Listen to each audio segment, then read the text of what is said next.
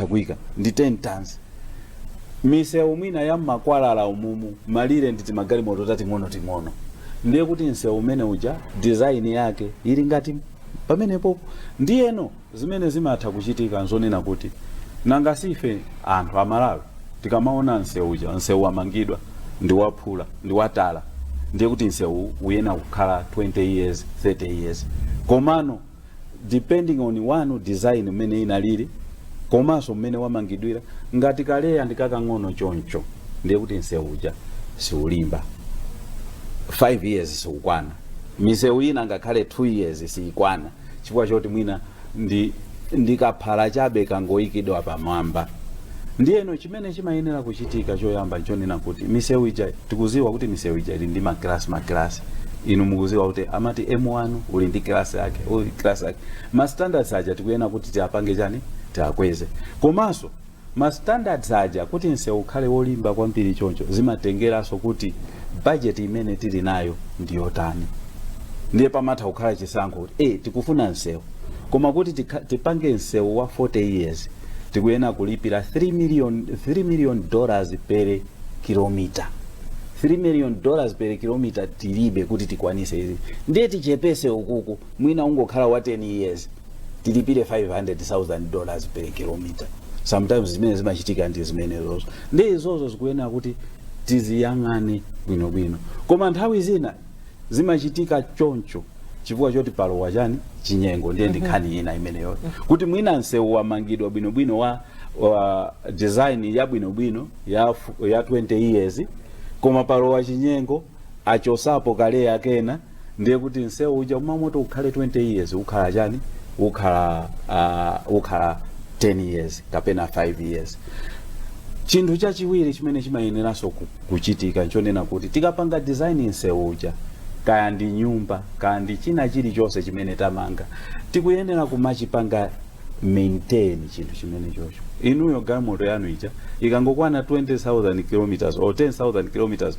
or 5,000 kilometers isanaonongeke mmayipitisa ku service koma zambiri zimene tamanga amalawi tizithaso kupanga kusamalira zinthu zathu tikufuseni pamene kuti imekai nkhani ya maintenance mukunenayo maintenance ili kumbali ya ife ngati ma road users ife ngati amalawi ndamene tikuyenera kupanga maintenance kapena ndi ntchito imene si yathu ndi yakuboma kapena ndiyoti inuyo ngati aku construction regulatory authority muyenera kuonetsetsa kuna kuti misewu part of ma standards anu adzilowa kumeneko poti mwangonena za misewu koma maintenance ndi achina chilichonse ngakhale ma building imene tilimo nyumba yanu ija chilichonse ndi nkhani ya wina aliyense ifeyo tili ndi udindo ngati regulator amene ali custodian because katundu wa boma onse pamakhala bungwe limene limayang'anira katundu wa boma pali bungwe limayang'anira katundu wa boma ma buildings pali bungwe limene limayang'anira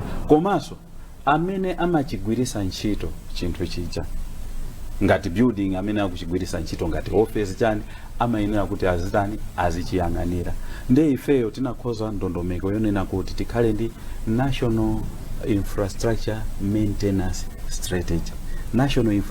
maintenance strategy imeneyo ndi ndondomeko yoti yobweresa chiziwiso kwa wina aliyense so mwachisanzo nkhani ya misewu iyo tipereke misewu chifukwa choti mwanena za misewu nkhani ya misewu mutha kuyipanga design kuti msewu uja ukhala wa 20 years design life yake maintenance strategy ikuyenera kuonesesa kuti msewu 20 years lifespan koma ukafika 10 years so unafike pa 20 years 10 years usanayambe mapoto tikepo leya ina ndiye kuti tatenga ngati galimoto ija isanaonongeke kukaipanga service kukasintha oil tike leya ina ndiye kuti life ya msewu uja taikulisa ndiye kuti it's no longer 20 years mwina ikupita ku 30 ikupita ku 40 ndiye kuti ndalama zija timapanga reconstruct ma facilities aja amene timayenera kuti tizasamalira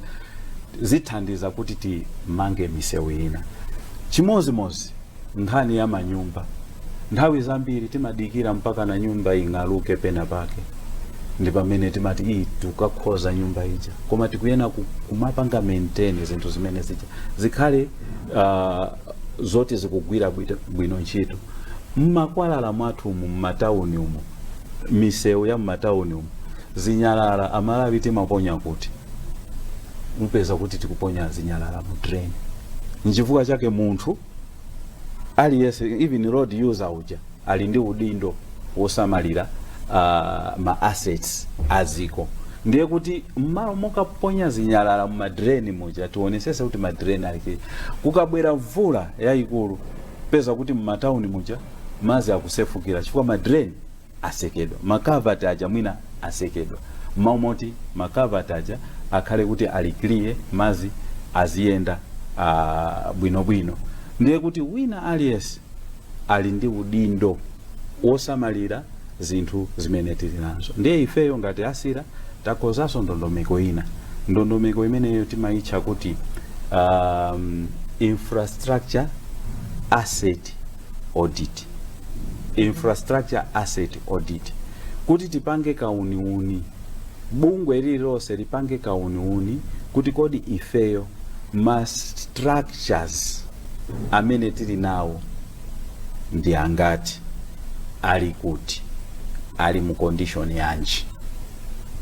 Mwachisanso Malawi Housing Corporation iziwa kuti kodi ife tili ndi manyumba angati, manyumba awo ali kutiko, ali mu condition yanji. Akapanga choncho aunikireso kuti kodi kuti manyumba awa akhale bwino tikuyenera kuwapanga maintain motani, maintenance yake ikufunikira ndiyo tani. Ndiye kuti ajenko aonaso equipment yawo yopangira generate magesi aja, ma structures yawo, ma turbines aja aonaso, Eskom aonaso zawo, Roads Authority aonaso zawo, agriculture aonaso kuti kodi madamu ali motani. Ndiye kuti tikapanga choncho tiona kuti kodi zinthu zimene tili nazo ngati Amalawi zili motani, zili mu condition yanji, tiwonjezere zotani. Chifukwa nthawi zina timapita kukayamba kumanga chinthu china pamene china tili nacho kale, kungoti taiwala kuti chili kutiko chikupanga chani. Ndiye tikupanga duplicate my efforts.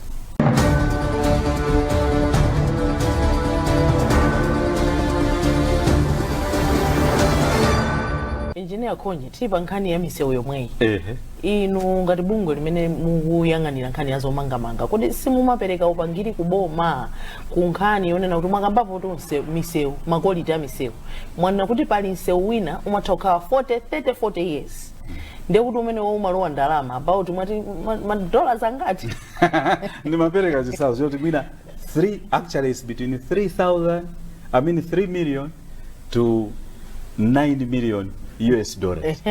Kuti timange umenewo ndi kuti timange wa 5 years kapena wa 2 years iwo, chabwino ndi chani? Simungapereke kapena simupereka upangiri umenewo kuboma akulu? Upangiri ndiye timapereka, koma pali zinthu zosiyana zimene zimapangisa kuti decision ipangidwe kuti tiye tingomanga wachoncho. Nkhani zambiri zimene zimachuluka imakhala nkhani ya ndalama, budget. Chifukwa misewu imene mwina titha kufuna kuti tikhale nayo ku Malawi kuno, inuyo mwayendapo maiko anzathu, ngakhale timaona even pa television paja timaona misewu yonena kuti chinsewu chose chimaoneka ngati ichi ndi chibridge, mwina kuchoka kuno mpaka na ku Old Town kuti mpaka na kumponera chili mmwamba chonchi. Msewu umene uja ndalama zake samaseweka. Ndiye titha kukhala ndi maloto kuti tifikepo pamenepo, koma pakali pano titha kupanga chani? Ndiye nthawi zina pamakhala chisankho chonena kuti tikhale ndi msewu kapena tidikire wa 40 years. Chifukwa anthu tikadali moyo tizifuna kupita ku chipatala, tizifuna kupita ku sukulu, tizifuna kuyenda. Mwina half a year is better than none. So nthawi zina decision imachitika kuzera pamenepo. Komabe nkhani yayikulu ndiyonena kuti mwina tiyambeko pang'ono monga mmene tayambira ma main roads awawa, chifukwa quality ya minerals awawa mutati muone ikusiyanako ndi misewu ina imene yakhala ikumangidwa, ikuoneka kuti quality yake ina yapanga improve ndithu. Ndiye kuti ngati dziko tikupita pasogolo, tikatenga imene yoyo kuti mwina chaka chilichonse tizimangako kayandika 100 kilometers, ndiye kuti kumene tamanga ya 40 years izipitira sitibwereraso kumeneko. Nkhani yayikulu njonena kuti tikamapanga zinthu tisapange zinthu zamawa. Nthawi zina kuli bwino kuti tingopanga pang'ono pamene tingathe, koma chimene tapangacho chikhale kuti chikhala zaka ndi zaka, tisabwerereso pamenepo. Chinthu chimene chocho chofunikira kwambiri. Kunkhani yokhudzana ndi zomangamanga takhala tikuona ma investors kumalawi kuno akabwera ndiye kumanga zinthu za flat kuno nduko, pamene ma investors omwe apita ku South Africa apita kuti kani maiko ena akunja amamanga ma high rise building mwina 20-30 stories, koma kunoko chikuvuta ndi chani? Kani ndi yomwe imukamba pa ya nthumba kapena kuti ifeyo kumalawi kuno ma standards tilibe?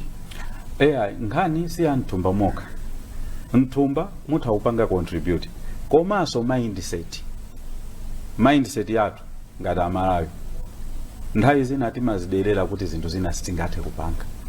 Komanso paliso nkhani ina yonena kuti nthawi zambiri amalawi ambiri safuna kugwirira ntchito limodzi. Olo inu mutafuna kupanga company, mufuna kuti company yanu ikhale inu nokha, ikhale Khonje Construction. Mmamoti mutha kupanga kagulu nguyika ma resources anu pamodzi. Ndiye mwachisanzo ma buildings ena mmaona atali mmaiko azatu, building ija sikhala kuti ili owned by one person. Ma buildings ena amatha kukhala kuti ndi munthu mmodzi mwini wake, koma building ija itha kukhala kuti ndi 20 story building, koma pa 20 story aliyense akungopangako oni story imodzi pali anthu 20. Ndayi zina akuposaso anthu 20, pakhala kuti wina akungopanga oni mwina marumu 3 mu building muja. Ndiye kunoko tinali ndi vuto la malamulo athu, chifukwa nthawi yakaleyo kunalibe what are called sectional titles. Ndiye kuti chikang'ombe chija chimayenera kukhala basi cha munthu mmodzi, singakhale wina wake sangapangeko oni. Koma malamulo anasintha panopo, sectional titles is allowed, which means anthu osiyana atha kupanga on building imodzi. Wina kungokhalako ndi ground floor, wina choncho. Chachiwiri nchonena kuti nthawi zina ifeyo even inuyo ngati munthu, ineyo ngati munthu, timaona ngati malo tinawo ambiri. Ndiyo mamoti tipite mmwamba umu, mindset ija ndi manena ija sometimes timaona kuti nyumba zosanjikizana ndi zodula. Timaona choncho. Koma si kwenikweni, because chifukwa pali zinthu zina zimene for example mukakhala kuti nyumba yasanjikizana, ndiye kuti slab imene mwapanga apapa yomweyo slab kusiku ndi roof. Kusiku ndi roof. Ndiye kuti malata omwewo amene mwapanga apanga cover the area that you would cover pa nyumba ya Pwatalala. Akhala double. Chimene chikutanthauza kuti nthawi zina ndi mindset imene tili nayo. Komanso mukaona ma buildings onse ambiri kumalawi kuno, building imene ili ndi underground parking mwina ndi ma buildings ochepa woti mwina amangidwa posachedwapo, okhala ndi proper underground parking. Chifukwa timaona ngati malo ndi ambiri, koma pasogolopo malowa azasowa, akutha malo. Ndiye kuti chikuyenera kuti tizipita mmwamba. Komanso pasipa tionesese kuti tapanga bwinobwino ma basement aja mwina ma parking ena azikhala pasi. Chachikulu nchonena kuti ifeyo ngati amalawi tikuyenera kupeza ma innovative ways of construction. Pali njira zosiyana zimene zimagwirisidwa ntchito kuti mwina tichepese katundu amene amagwirisidwa ntchito when constructing.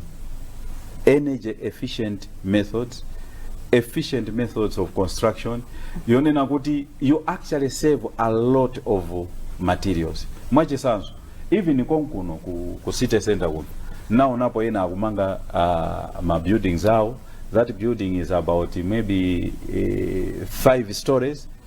They didn't use the conventional method of concreting.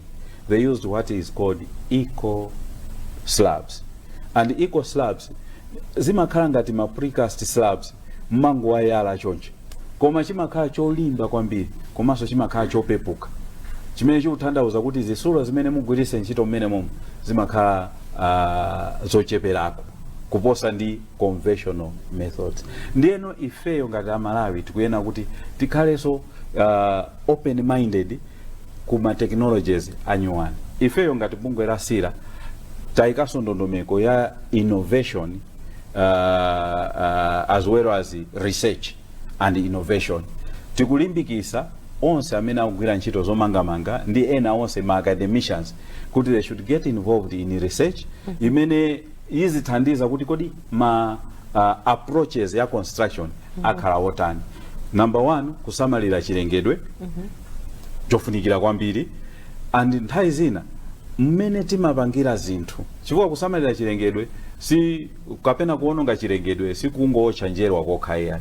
Nthawi zina inu mukapasidwa plot, pa plot paja pakakhala mitengo, chinthu choyamba chimene mumachita bush clearing, mukagwesa mitengo yonse ndi mbali imene sikuzakhala nyumba iyayi. Zimene zozo tikufuna zitasintha, mmalo mogwesa mitengo yonse mungogwesa mitengo imene yofunikira kuti igwe, kwinako muyisunge, tisamalire chilengedwe. Komanso materials tikamagwirisa ntchito tichepese wastage. Azathu amakhala ndi what is called recycling. Panopo mwaonapo anthu akugumula zimanyumba, tikutenga zimadoti zija tukazitaya. Madoti aja ndi chuma, mmalo mokazitaya madoti aja titakuagwirisa ntchito kupanga material ena kumamangiraso. Ndiye kuti sipakhala choononga china chilichonse. Pakutero tisamalira chuma cha ziko, komanso ifeyo ngati anthu tisamalira chuma chathu. Kukhala ngati wastage nthawi zina ndi nkhalidwe wa Amalawi, ndimaonera nsima. Nthawi zina timangowonjezera kuti basi mwina kubwera alendo umade one piece koma mwaikapo ina makataya, kenako tizidandaula kuti tili ndi njala. Engineer Khonje, timalize programu ndi nkhani yokhudzana ndi communique imene mwatulutsa inu ngati ASIRA, tangoti patsani ma highlights sitikambirana yonse koma mungotolamo zofunikirazo. Zikomo kwambiri. Communique imene tatulutsa ifeyo choyamba ndiyonena kuti tiaziwise anthu kuti kwabwada mwana wa nyuwani.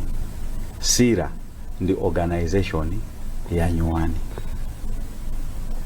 ndi organization ina ili ndi mphamvu zopanga regulate the whole construction. Ndiye SIRA imene ili ndi mphamvu zimene yapasidwa ndi zoyang'anira zomangamanga zonse, komanso kuonesesa kuti zomangamanga izi zikupanga follow ma standards. Ndiye yapasidwa mphamvu yonena kuti ipange standardize construction methods, ipange standardize kuti mukamapanga plan za zomangamanga munguyenera kumapanga bwanji. Komanso kuonesesa kuti onse amene akugwira ntchito zomangamanga ali ndi knowledge yokwanira, ali ndi chiziwiso chokwanira cha zinthu zimene akuyenera kuzisata. Ndiye ngati mukufuna ma details ake mutha kuwapeza pa website yathu www.sira.mw.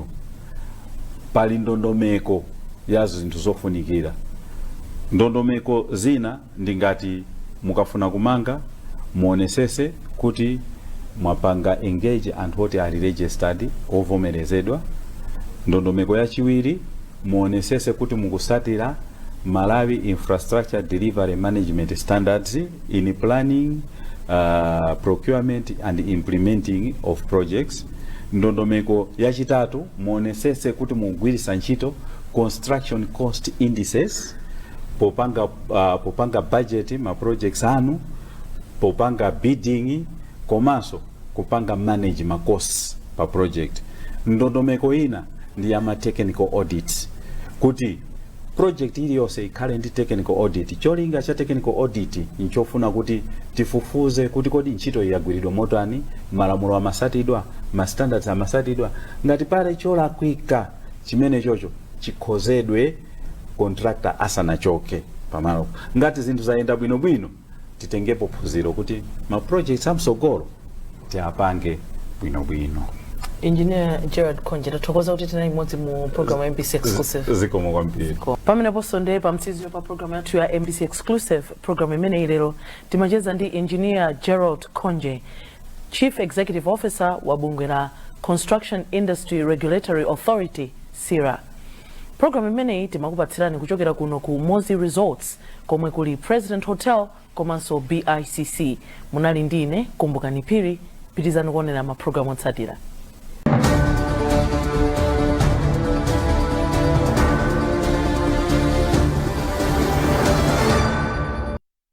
Gentlemen, it's time to level up your style.